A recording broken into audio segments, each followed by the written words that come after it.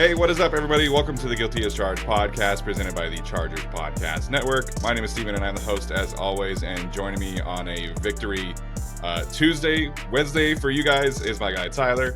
Tyler, what's up, man? How you doing today? Pretty good, man. That game was about as pretty as you and me competing in a beauty pageant. But you know what, man? It's nice to break out the Victory Monday shirt on a Wednesday. It's nice to be talking on this podcast after a win. Steven, how are you doing? I'm doing great. Shout out to Homage. They make great shirts. I guess is a free ad now, but I have a few Homage shirts myself. They make like fantastic quality. You know, I have the NFL Jam one with Justin Herbert and Keenan Allen. I have the Quentin Johnston one. I got the Joey Bosa NFL Blitz shirt. So Homage makes great stuff. If you haven't, check them out. You can get that Victory Monday shirt as well. So appreciate Homage. But doing good. Tyler and I were talking before we jumped in here. Both of us obviously work in education, as we've talked about on the show. And both of us are very much prepared for Christmas break, as if any educator is in your life, you know that they are feeling the same. So few short weeks away from Christmas break, and very excited for that. Yeah, me too. But we got games to cover until then, and you know, some kids to teach 100%. And stuff. Yeah, games to get into. I have started watching draft prospects. This is generally the time of year where I start watching draft prospects. So I just started watching Brock Bowers today. So a lot of fun.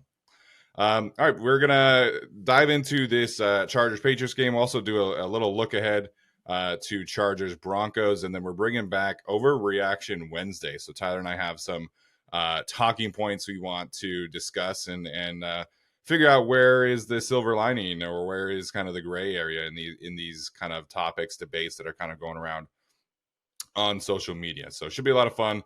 Hope you guys are ready and excited off of a win for what's to come the rest of the week. So before we dive into this content today, as always, Tyler and I are fans of the team first and foremost. The opinions that we express on this show are just that. They are our opinions and not the opinions of the Chargers organization.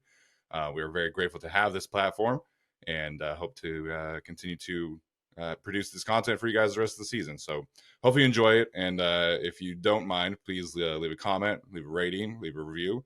All that stuff really does help us to continue to grow the show and show our appreciation toward the Chargers. So that being said, Tyler, we'll dive in first and foremost to the Patriots game. We wanted to sit back and watch some of that tape and get some real takeaways there. So you kind of focus in on the offense. I kind of focus in on the defense. We'll have some big takeaways to discuss from that game, from what we saw on tape. So let's start with the offense. You pointed out some things on Twitter, but what was kind of your big takeaway after watching the tape about the Chargers offense and their 6 points on Sunday afternoon? Yeah. Thanks for giving me that one, the offense and the 6 points. I'm happy to kick that one off for the show. Don't worry. Honestly, I came away being happier with Kellen Moore, the play caller, but about as frustrated with Kellen Moore, the offensive coordinator. And I do kind of want to make that distinction. Outside of a handful of plays, I really felt like the offense, I like the calls overall. I like Justin Herbert and how he looked. There were plenty of guys that were open, plenty of opportunities, I think, for the Chargers to be better than what the scoring output ended up being. At the same time, the coordination on the offense and trying to get 11 guys to play together and all 11 guys to execute, that was very frustrating. And it really has been frustrating for several games now. And you can throw in and talk about a lot of the reasons why it doesn't look so good. We've talked about it a million times. Corey Linsley, Mike Williams, Josh Palmer, all these issues. And I do take those into account. And I do believe that, like in the Lions game sort of recently, for example, in a lot of games, the graphic they showed during the Patriots game, they're moving Keenan Allen around a lot. He's got like 200 more yards after motion, or because of motion or off of motion, than any other receiver or tight end in the NFL. Yep. But so they're trying, but the execution is just not there on a down-to-down basis. And if I give Brandon Staley, Derek Ansley some flack for the defense not executing, I and we have to talk about how Kellen Moore has not gotten all of these guys on a down-to-down basis to execute really well. And as I was prepping for the show, I just kind of wanted to make some mental notes of plays just off the top of my head after watching the film, and after we've watched the game, we could tell anyway, where the execution for whatever reason was just not there. and it's always it's almost a different player every time. You look at Yeah. the third down run, Jalen Guyton doesn't get his block, and they don't convert on that run. Guyton doesn't get out in front of Quentin Johnston on a screen. That thing could have been 40 or 50 yards for a touchdown, to be completely honest. Keenan Allen doesn't get a hand on the edge rusher on that jet sweep, which was probably a dead play anyway. But still, nobody blocks him, couldn't get a hand on him, loss of 7. Donald Parham has 2 drops. Quentin Johnston, you couldn't have asked for more than Justin Herbert on that throw in the rain, rolling to his right, under pressure, right down the sideline. Quentin Johnston drops it. Joshua Kelly dropped a pass. Austin Eckler dropped a pass. Slater can't get in front of Eckler on a screen that I thought was going to be, pretty good. Again, the call was there. It got the Patriots, I think, but Slater can't quite get out there, and the screen doesn't go for as much. Austin Eckler runs and has the opportunity to cut to his right. You took the screenshot, and we talked about it. I noticed this yesterday too. Eckler could have gone to the right behind Jamari Sawyer. Plenty of green grass that way, but he just goes left straight into a pile.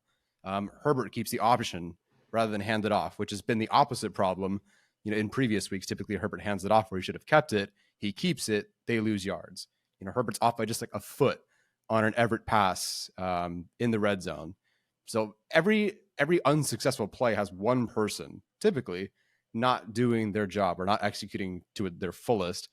And it's never that same person. But so the calls, I think I felt were better than I thought. And it's tough to say because after only 6 points to say that they were like really good calls, but they were better than I expected because guys were open and there were opportunities there, but somebody is not executing. So I think there's 100 passing yards, another 40 rushing yards that are just there sitting on the field. But because Kellen Moore has not gotten these guys to execute every single down, and there's always one guy making some mistake, they haven't been very successful. And that's part of the reason the Chargers are currently on the outside looking in this postseason race. Yeah, I think that's important that you make that designation or distinction rather about the play calls and like the concepts that Kellen Moore generally runs are very strong. Like we on Saturday talked about like how we have really enjoyed seeing Kellen Moore bringing this extra step out of Justin Herbert and how Justin Herbert has had more control of the offense. Keenan Allen's getting more opportunities downfield, which like shocker, he's always been able to do. Justin Herbert's ADOT is up and like the bones of this offense schematically are really, really sound. But at the end of the day, like part of your job as being an offensive coordinator are these details to get everybody on the same page. And Brandon Staley even said this yesterday, speaking specifically about the run game, that it's about all 11 players. Like all 11 players have to be on the same page. Whether that's blocking, whether that's running routes, whether that is quarterbacking and calling plays, whether that is the center communicating, whether that is, everybody has to be on the same page to properly run an offense. And listen, like there's a lot of context like that you mentioned, but this Chargers offense scoring 6 points this week, 10 points last week. It's just it's just kind of unexcusable. It's unacceptable to me to have a Justin Herbert-led offense continuing to have these kind of struggles of consistency. And that's about practice, right? Like that's throughout the week. Those are things that you have to be honing in throughout the week as a coordinator, as a head coach. And like you mentioned, we were criticizing Brandon Staley and Derek Ensley in the defense earlier this season for not honing in on the details. And now we're seeing some of that come to fruition from the offense. There's also just some like really head scratching decisions being had out there. I tweeted about the sequence right after the Tuli Tuipulotu fumble recovery, and they run a crack toss. They get 5 yards out of that, which is fine. On second down, they run a trap play, which the Patriots were in a light box, and so like again, the concept is sound. You run a trap play. Austin Eckler gets 3 yards. Rashawn Slater and Gerald Everett kind of missed some blocks. It wasn't super clean, but you get 3 yards. So you're in a positive 3rd and 2 situation. So like you can kind of understand the thought process there. But then on third down, they motion into the exact same formation with Jalen Guyton coming across the formation. This time, the Patriots safety follows him and essentially creates a heavy box. And Justin Herbert decides to kill the first play. So for those who don't know, every single play call in the NFL, especially under Kellen Moore, you have 2 tags with it. And so Justin Herbert has the ability to kill the first play and get to the second play. And in this instance, the second play was the exact same trap call that the Chargers ran on second down. It's just instead with Joshua Kelly instead of Austin Eckler, and Joshua Kelly gets 1 yard instead of the 2.5 that he needed. And that to me is just an unacceptable use of your resources in that moment after a turnover. For you to run that kind of sequence was a head scratcher for Kellen Moore. And some people will say, like, oh, like they were in a positive down and distance, you should be able to run a trap play for, to get 2.5 yards on third down. And it's like, yes, I agree with you. But when you're evaluating the play call and the process, that to me was not a positive experience or not a positive review from Kellen Moore, to have the same exact play, same exact formation on back-to-back plays after a turnover when you're really trying to get things going. To me was not a great sequence for Kellen Moore. No, and at some point they do have to consider the process and the results of the process and what they're trying to do here. I mean, the Chargers, their rushing success is terrible. And see if I can find it here. But basically this rushing success is the worst it's been since 2012. No one has a worse success rate in 66.67 or 2/3 of their games than the Chargers since 2012. Like it is not great. And the Chargers need to acknowledge that. And like you said, the head scratching situations, there are too many times, early down in situations. Again, I don't know why on 3rd and 6, the jet sweep was there to Austin Eckler, who just doesn't quite have that same burst. But yeah, the head scratching moments there are really setting the team back. But and then you have the drops as well. The drops are kind of a new thing for the Chargers in terms of this season. It felt like it was pretty managed throughout the beginning of the year, and now it just seems to be magnified in several games. As our guy Arjun pointed out, against the Patriots, the Chargers, it was the 3rd time since being drafted that Justin Herbert had receivers drop 6 passes in a single game. So that's the 3rd game of his with 6 drops since 2020. No other quarterback has had 1 such game since 2020. I'm not even talking about 2020 like quarterbacks. I'm talking all quarterbacks. Herbert's got 3. No other quarterback has more than 1. So it's just frustrating to see some of these easy ones, go through and not work out. There are so many plays, at least 2 of the Parham plays, the Quentin Johnston catch, where you have a field goal at least in there. And I'm not saying that 15 points is a whole lot better than 6 points, but 15 points is better than 6 points, and that would have led to, I think, a more successful and a better looking day. But again, because of the execution, for whatever reason, the Chargers just are not getting it done. And you can do that against the Patriots, right? Because they scored, we'll talk about the defense, 0 points. But you can't do that against most of these other teams. So hopefully they figure it out. I do want to see this offense operate now, not in the rain. Not in the rain for sure. Not against an elite Ravens defense for sure. Just to real quick about your point about the drops. If you follow, not a lot of people follow him, which I think it should be corrected. Mib PJ, he's the blob man on Twitter. He's a great follow, especially if you're into analytics stuff, and he always goes to bat for Justin Herbert. So he's a great follow, and he pointed this out too, that Justin Herbert has lost the 2nd most EPA from drops this season, because a lot of these drops that we're talking about are coming on 3rd and 4th downs. Like at least 3 of these 6 from Sunday were on 3rd downs and would have been conversions. So I think that just adds to that point. So I will say, on a more positive side, adding like from the offensive tape, I thought Justin played a fantastic game. I thought the offensive line played a fantastic game. We've seen, the Patriots don't have their same guys, right? But the scheme and the bones are there. This stunt package that the Patriots have has given the Chargers a lot of problems in the past, and I thought they generally had an answer for it. That was something that me and you wanted to see highlighted this week. They only allowed 4 pressures as an offensive line.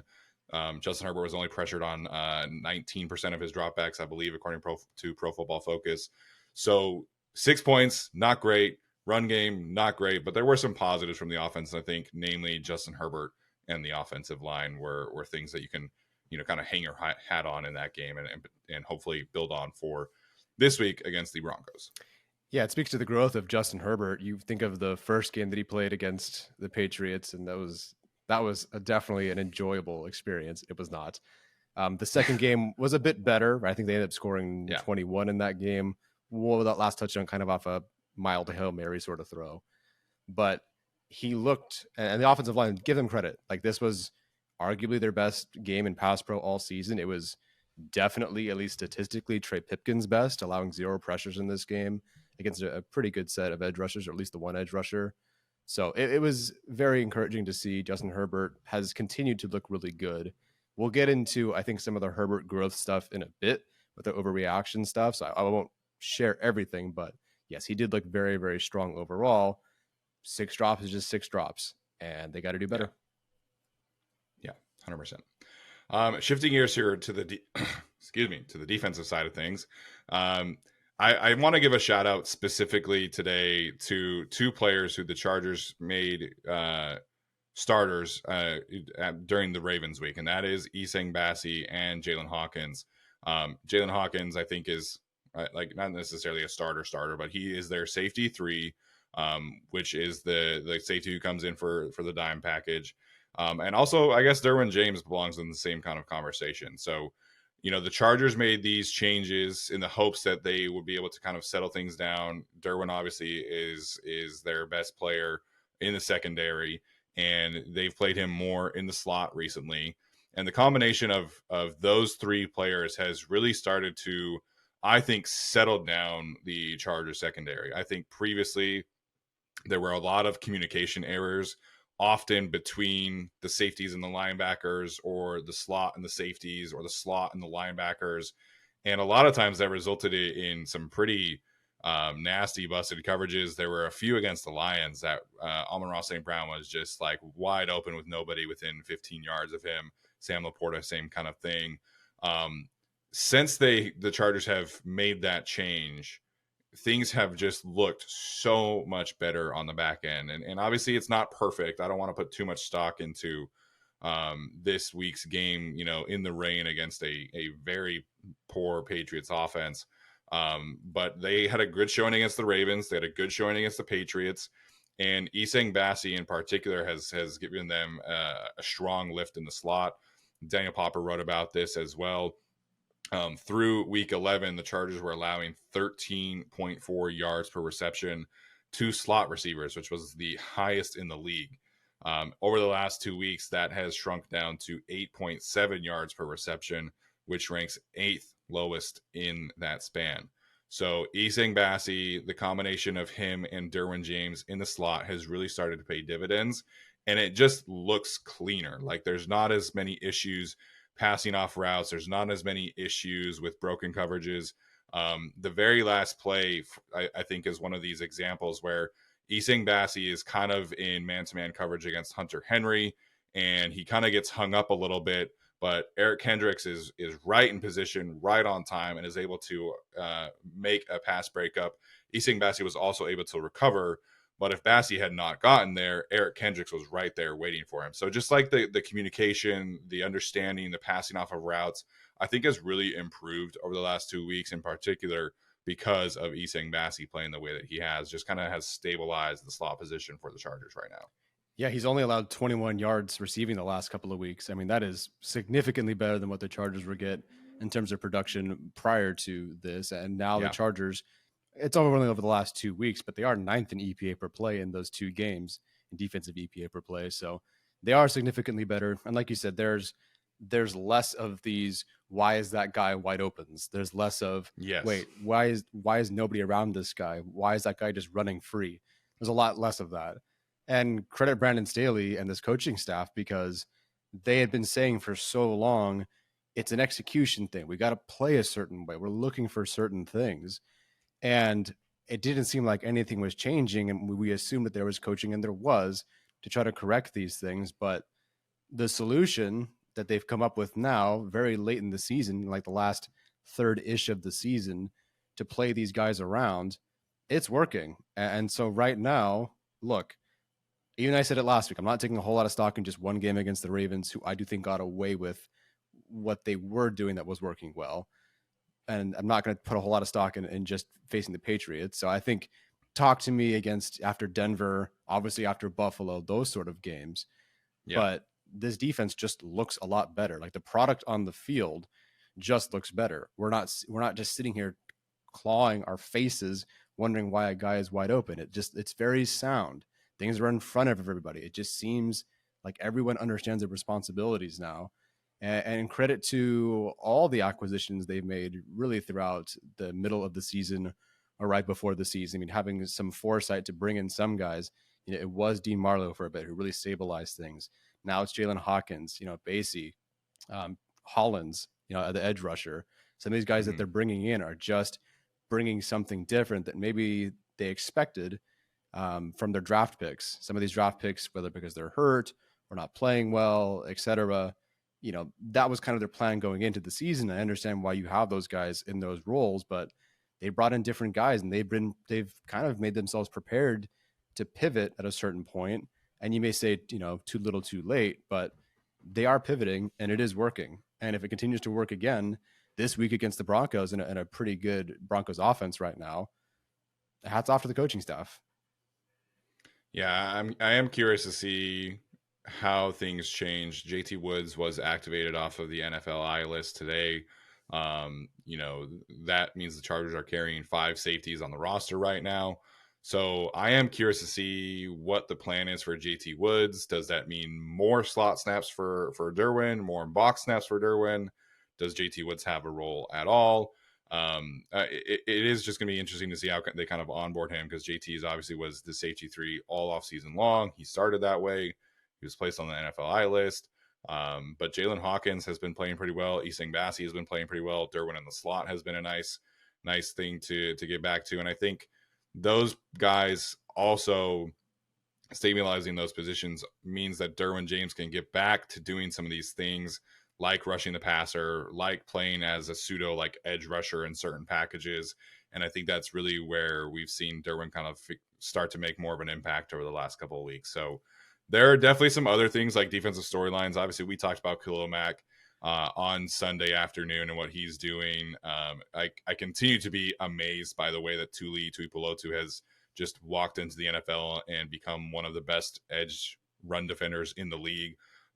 Just the ability that he has to stack and shed defenders, beat tight ends, make tackles for losses is outstanding. There are lots of other things that we could talk about, but I think Essang Bassey deserved a shout out here, especially himself, because he's really like taken advantage of this opportunity.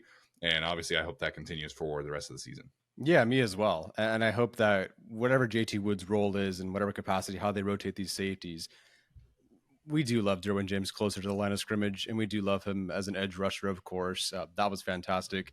Apparently, the Sunday was hit Ezekiel really hard day, Ezekiel Elliott really hard day. Khalil Mack Yeah. got him really good. Derwin James got Zeke in pass protection as well. Yeah, Derwin closer to the line is just makes everything better. And credit to the coaches and these safeties for allowing Derwin to do that. It is more simplified, of course, for Derwin to be way back there, guarding back deep with Alohi Gilman. Sure, Sure. that is simplified. But if you can find a way to get Derwin's role closer to that line and allow him to rush the passer, like that is what he does the best. That is the best way to use him. And if he can execute as well, it looks more like it did on Sunday where he was all over the place. Yeah, the blitz package that Brandon Staley cooked up for the sack that Derwin got was just unfair, man. Like he rushed in between Thule and Justin Hollins, who's having like a really nice season for the Chargers as well. And Derwin executed it perfectly. He faked out Zeke, got home. I thought Derwin played really solid on Sunday, and then the pass rush in general just was outstanding to see. So good to see Derwin back rushing the passer. I hope like there's really no reason why he shouldn't be doing that like 3 or 4 times a game. I think it was 4 this past Sunday. He got a pressure, he got a sack, so it just makes things so much easier. And I think especially without Joey, you're probably needs to do that more often. All right, let's get to some of these overreactions here, and then we will highlight the Broncos game for a bit. So we have 5 points that we wanted to touch on with these overreaction segments. So, Tyler, we'll start with the first one. There's a lot of positivity about the Chargers defense right now. Obviously, you mentioned their EPA per play standings right now. I guess the overreaction statement we want to assess here is that the Chargers defense has figured it out after 2 strong showings against the Ravens and Patriots and will continue to play at this level throughout the rest of the season. What are your thoughts there? That is currently an overreaction. To quote the great Ella Enchanted, didn't we just do this? We just did this, I feel like, with the Chargers defense. Yeah, Ella Enchanted reference on the Guilty as Charged podcast. Drop that like. Not expecting that one. Yeah, not at all. I think it's an overreaction at this point. I do believe the Ravens could have done more against the Chargers based on what you saw other teams do the previous weeks. And they sort of did that to start the game and then got away from that the second half. Still, what they did against the Ravens, the defense did against the Ravens, was pretty strong overall, holding them to 13 points until really like the final play where Zay Flowers broke free. But I got to see more. And if the Chargers had Ravens then Lions and had, let's say, 2 games of 20 points allowed, I'd believe it. But one being the Ravens, okay, pretty solid showing, pretty good showing.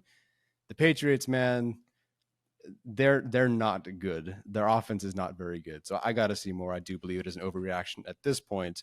And talk to me after the Denver game. Then I think we can start seeing if there's a real pattern here.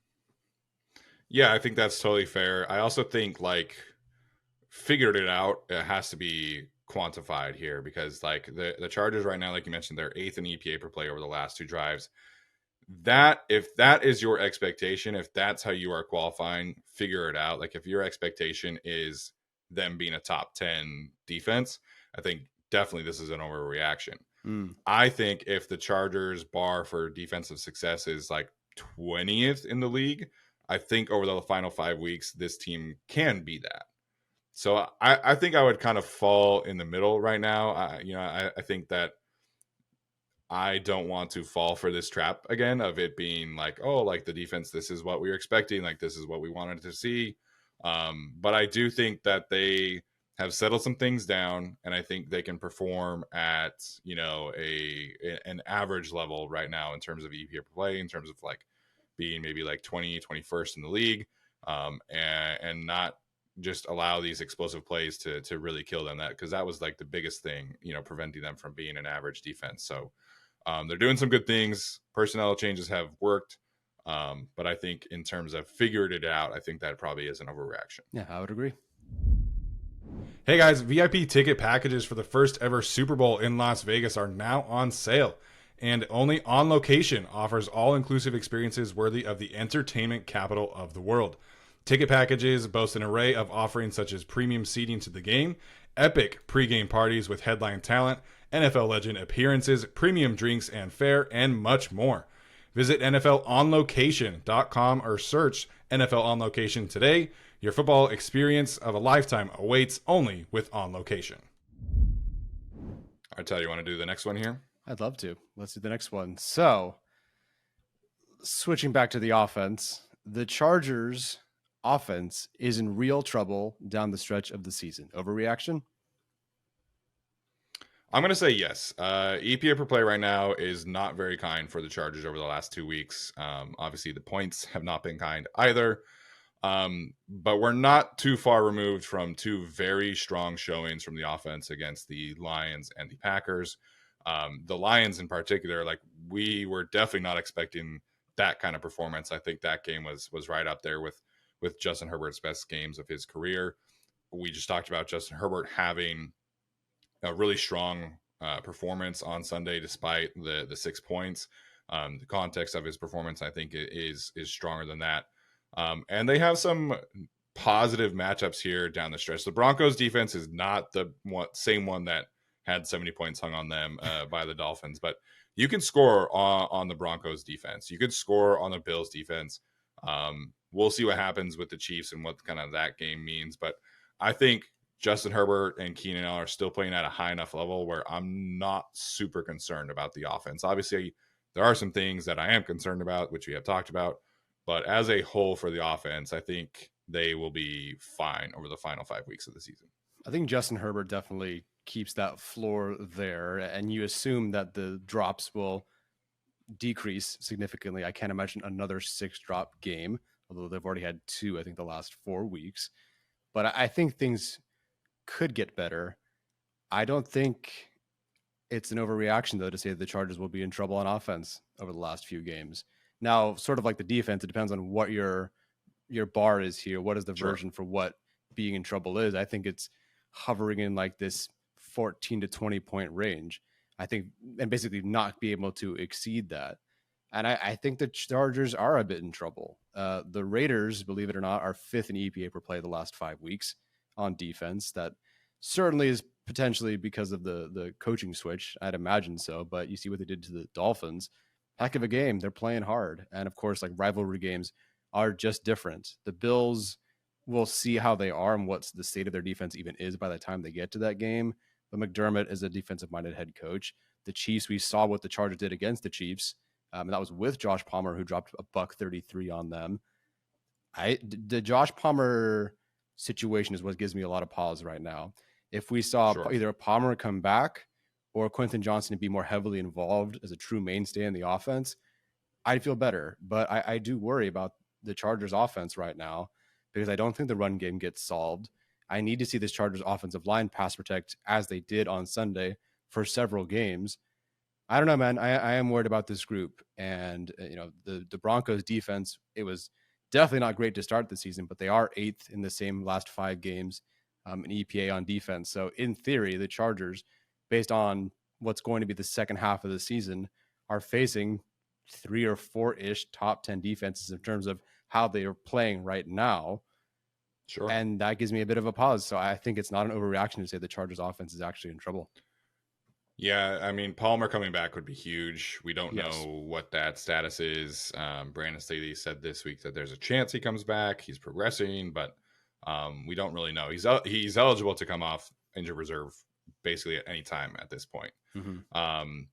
The Chargers right now need somebody else to step up alongside Keenan Allen. I saw this stat from Hayden Weeks of Underdog Fantasy that Keenan Allen is accounting for 35% of the Chargers targets right now, which is second only to Tyreek Hill in the league at this point through this kind of season. So Keenan obviously has 101 catches.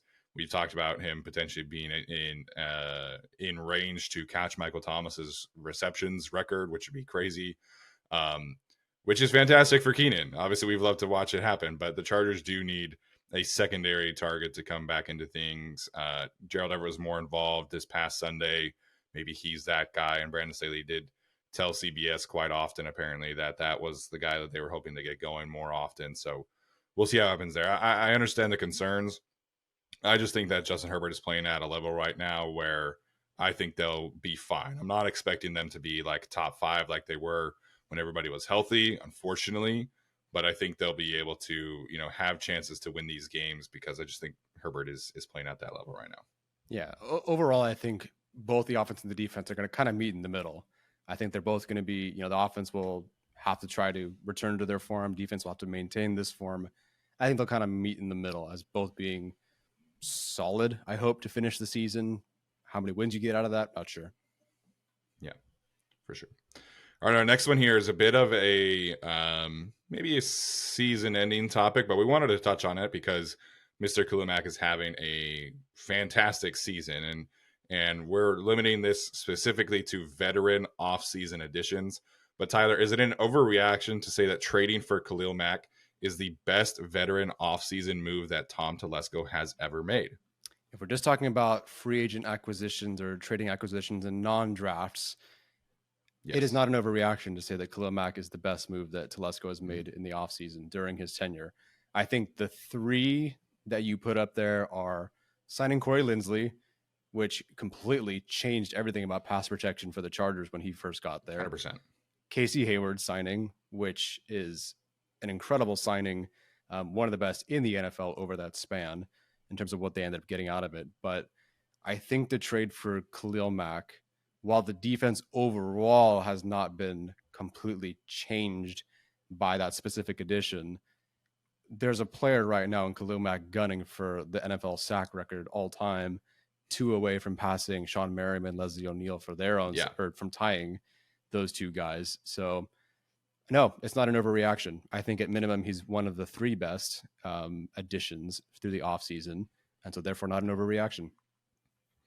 Yeah, I think those 3 are definitely the main contenders for this designation. I think you can make an argument for Mike Pouncey. I think you can make an argument for like Russell Okung, but those guys obviously had the injuries and things like that. There are other guys that I think would be in kind of a second tier that we could discuss, but those 3 are definitely the top tier. I think if Khalil hits the sack record, the answer to this is yes. Like if you get 22, and if you get 23 sacks out of Khalil Mack at age 32 and you trade a second and 6th round pick for him, the answer to this question is yes. I still would lean Casey Hayward because of the duration that he was so good for the Chargers, because there was like a legitimate 4-year stretch there where he was arguably, the best cornerback in the NFL, and he did it at 2 different positions. Like the first year he came to the Chargers, he was a slot corner, led the league in interceptions. Then he was an outside corner in Gus Bradley's scheme, and he was one of the best outside corners in the league. So I would still lean Casey because of the duration. He had the longer time period, but Corey and Khalil are definitely very close behind Casey right now. So yeah, for now, I'm saying slight overreaction. I get that. And, we were all super excited and hyped for the Khalil Mack trade because we knew who Khalil Mack was and how great he was. You're getting a player that is a very proven player. Not that Casey wasn't, but it wasn't exactly the same coming from Green Bay. With him, Sure. that signing, and certainly how much it cost, right? Initially, that signing for him was very small. It wasn't all that much, and then he got the extension later on. So, yeah, I understand why you'd go with Casey Hayward. I do think that these 2 guys are the 1 and 2, with Lindsley in 3rd. Lindsley, I think, could have been 1st if he were healthy this season, because allowing, 9 pressures in 2 seasons is unlike anything we had seen from any Chargers player in quite some time. Just this last season and what's been going on with whatever the situation is. Hope he's okay. That kind of knocks him to 3rd. Yeah. All right, Tyler, let's get to the next one here. All righty, let's do this one. Overreaction or not, Joe Lombardi was better as the Chargers offensive coordinator than Kellen Moore as the Chargers offensive coordinator.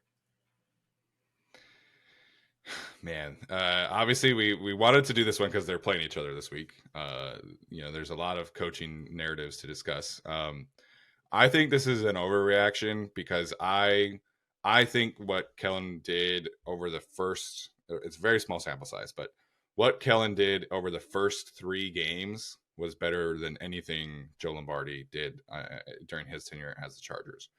So, of course, the sample is very limited there. The Chargers in 2021 were mostly very healthy throughout the offense that season. We haven't seen Kellen get that kind of opportunity. Obviously, there's been a lot of injuries that they've had to deal with. Not to the same extent as 2022, to be fair. So I think the bones of Kellen Moore's offense are just naturally better. And I think that Kellen, his mission was, I think, like obviously Justin Herbert and his development first and foremost. And I think that those are the reasons why I would say Kellen Moore is a better offensive coordinator for the Chargers than Joe Lombardi was. I agree. This is an overreaction. I think we can at least admit that in 2021, that was the best overall offense of Justin Herbert's career.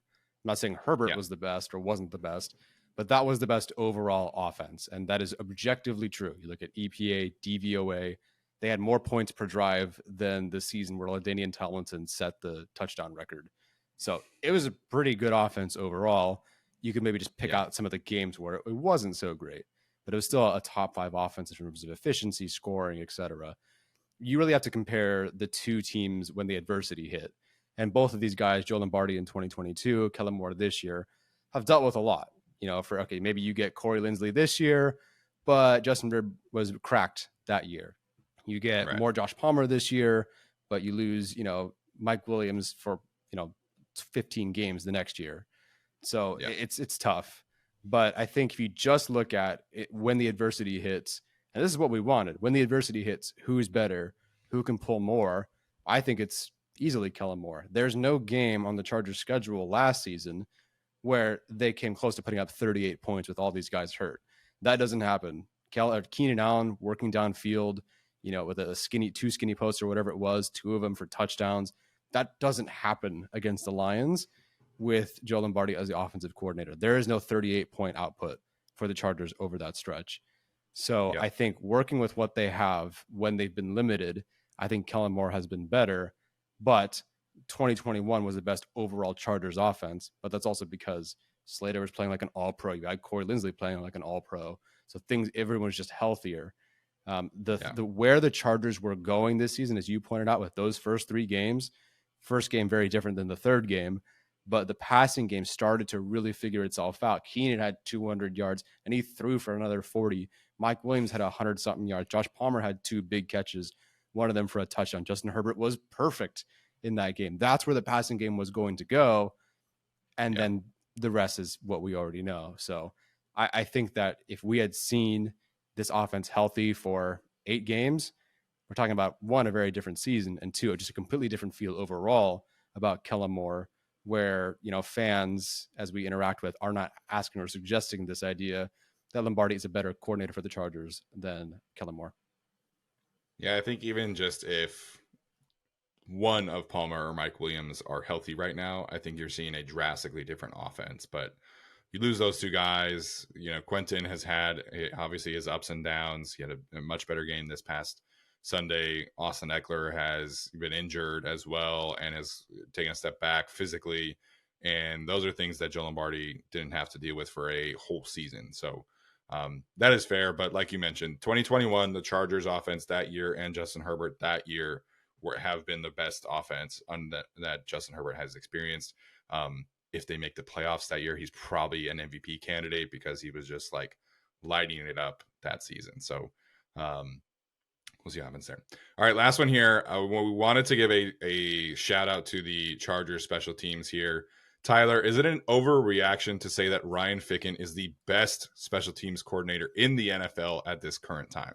Nope, because he was one of them at minimum last season, with the Chargers were one of the best special teams units. This year, as Eric Smith pointed out in his article, the Chargers are first in special teams DVOA. So I think if you're first in DVOA, that means you have a pretty good unit, and therefore I do believe Ryan Ficken should be in contention for that. Not an overreaction. Ryan Ficken is one of the best coaches in the league, period, and the Chargers have one of the best special teams in the league, and currently the best special teams unit in the league. We talk about so many different players, on this channel. Justin Herbert, we talked about Thule, Khalil Mack. We talk about these guys consistently. The coach we bring up all the time, though, with these guys is Ryan Ficken, because every single week, these guys are pushing excellence, and they're so well coached. And you can see it in the press conferences. You can see it in the interviews. You can see it on film, in their comments. Everything is just cranked up to 11 in terms of the IQ of the special teams unit and the execution of the special teams unit. And anywhere you look, even just on Sunday, you got a perfect kicker, an excellent punter, a great returner, and the Patriots didn't do anything in terms of returns, and they really haven't all season. So yeah, Ryan Ficken, man, one of the best. He should be a head coach somewhere at some point. Difficult for teams to commit to a special teams coordinator, but you're not going to find many better coaches than Ficken right now. Yeah, and like I think we also have to put into context here. Like, we're not too far removed from this Chargers team having the worst special teams unit in the league. And when Brandon Staley was hired, like, one of the things that was like always kind of like secondary was like, okay, like, you got to figure out how to get the special teams unit to be at least average. And it didn't go super well the first year. They hire Ryan Ficken. And since that moment, the Chargers have been not just average, they've been an elite special teams unit. And it's not like they have gone through a super healthy, like, everybody around Ryan Ficken that he's coaching, everybody's healthy, right? Like, they went through 4 kickers last year. Obviously, you find Cameron Dicker, and Cameron Dicker has become this elite kicker right now. And a lot of that I would credit Ryan Ficken for, and just his steady hand in Cameron Dicker's development. if you remember, Cameron Dicker started his NFL career as a punter for the Rams. Like that's what they were using him as because he was kind of a dual threat player. Now this is a guy who has the highest success rate in terms of any kicker. He's at 95% right now. We talked about Derius Davis on our show on Sunday. He leads the league in punt return average. And if you just highlight the special teams unit and how many games over the last 2 years the special teams has really sparked wins, I think you're talking about at least 4 or 5 games. And Derius Davis this year has been super impactful.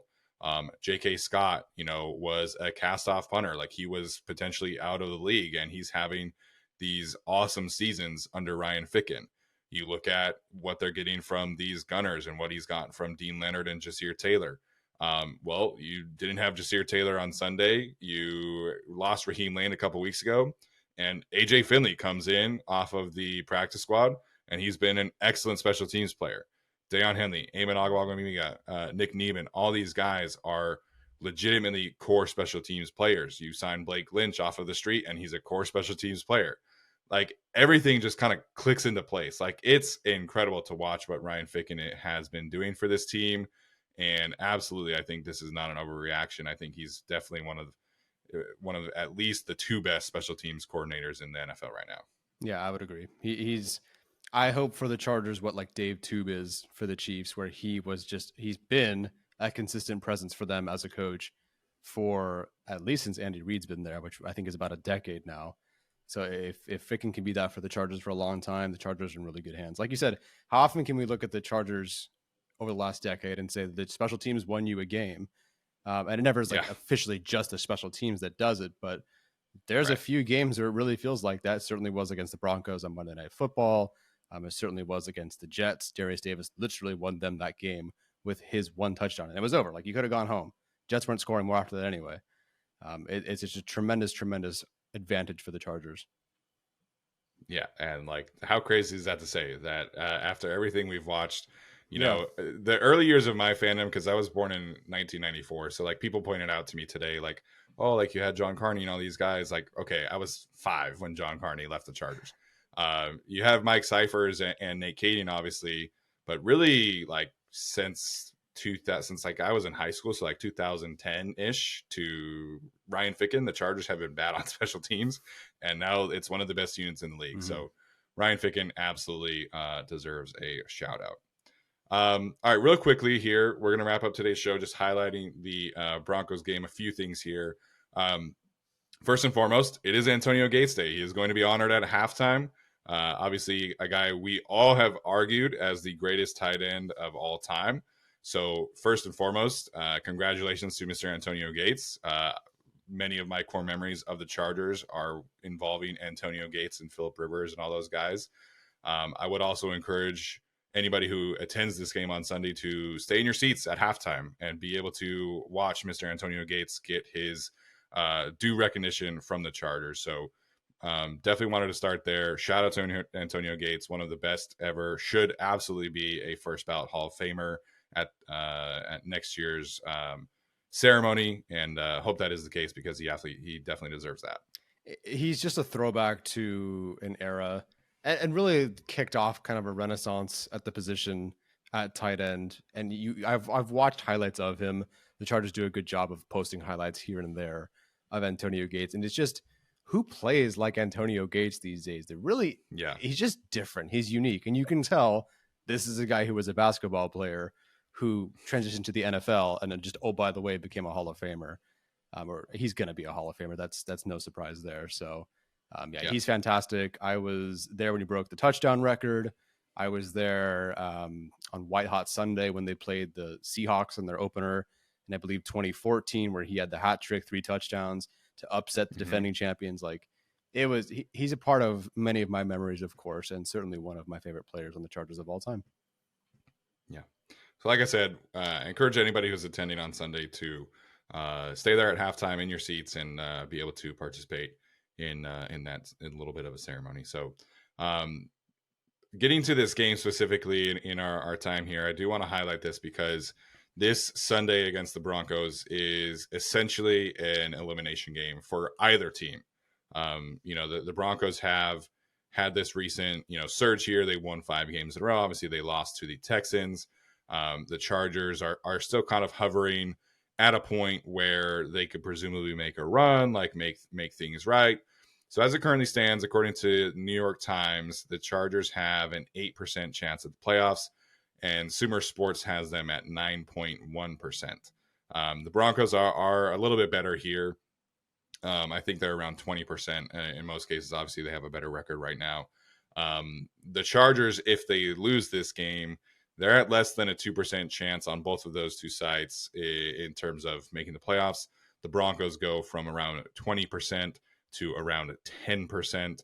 Obviously, the AFC, a lot has been changing. Trevor Lawrence just got injured. Obviously, Joe Burrow is injured. But essentially, Tyler, this is an elimination game for the Chargers. If they lose, right now the things are looking bleak in terms of their playoff chances. But if they lose, that's pretty much all she wrote in terms of making the playoffs. So I know that there's still a lot of people hoping that this team makes a run in the playoffs. Obviously, we both would love to see them make a run of the playoffs. That's the goal, obviously, to get into the dance. But if they lose this game, it is essentially over. What is being a fan if not basically assuming your team is completely out of the postseason after 4 losses, only to go check the NFL playoff predictor after they win a 6-0 game against the Patriots? That's just fandom, right? Fanatic right Heck there. Yeah. Was definitely looking at that and certainly looking at all the injuries at quarterback that are going on in the AFC right now.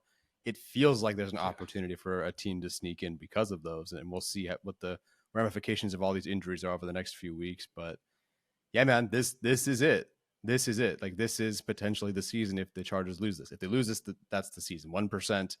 I don't believe there's a team that's made it from 1% odds all the way to making it into the postseason. I can't imagine that there was.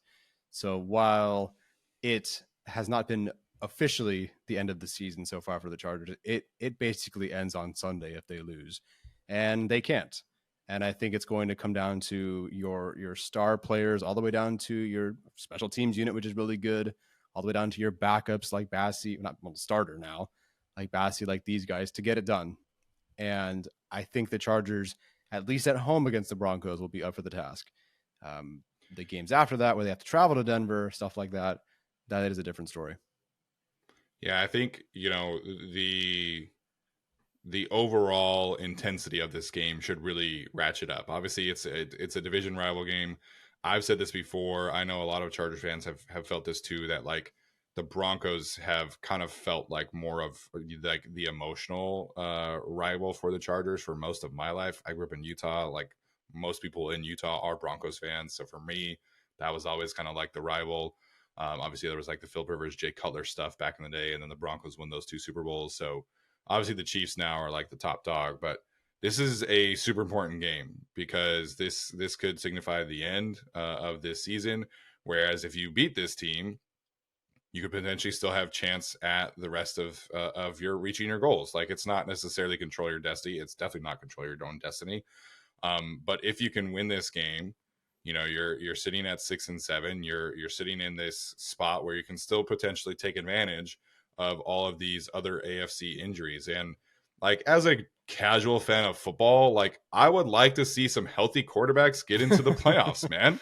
Like, no shade, but like, I'm not super interested in watching Mitch Trubisky and Joe Flacco, start playoff games in the AFC wildcard picture. I would like to see Justin Herbert and Josh Allen and some healthy quarterbacks get into the playoffs. So if the Chargers can win this game, like, I'm not going to go full tilt, obviously, but like you mentioned, like, this is the fan experience, I'm sitting there watching all these other quarterbacks get injured, and I'm like, man, like, the Chargers, if they could just like figure it out and go on a run, like, what are the chances here? So it starts and ends on Sunday. This is essentially a playoff game for both teams, because both teams, if they lose, they're potentially SOL in terms of the playoff picture. Yeah, the playoffs start. They probably started last week, honestly, for the Chargers, but they're going to continue every week as against an AFC opponent, against somebody that you could potentially either see in the postseason or they're in front of you in the standings or whatever. So, yeah, the play. Hey, we're in the playoffs. I think we did it. Does that mean we're in the playoffs? Didn't work out like that? No, yeah. I am excited. I think the Chargers. It's more fun for us to talk about the Chargers after a win. And so hopefully they give us at least a few more weeks of this to carry on that hope, because that's all we got. Yeah, we'll dive into this matchup more specifically on our show, but the key thing that I wanted to bring up today, the Broncos are living on explosive plays right now.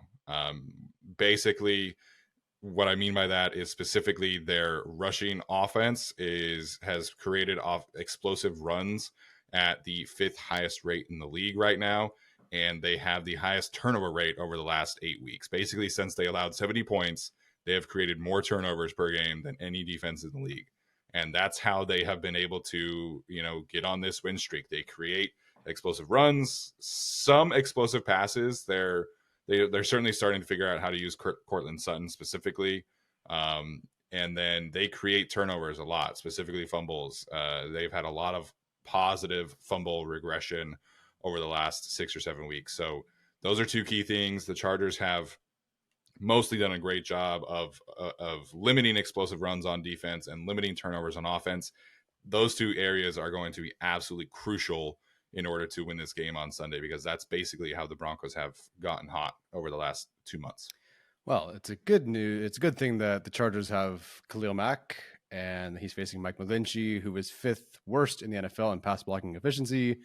If Khalil Mack's going to go get that sack record, Sunday's a nice extra game to go find out if you can get there or not. Yeah, 100%.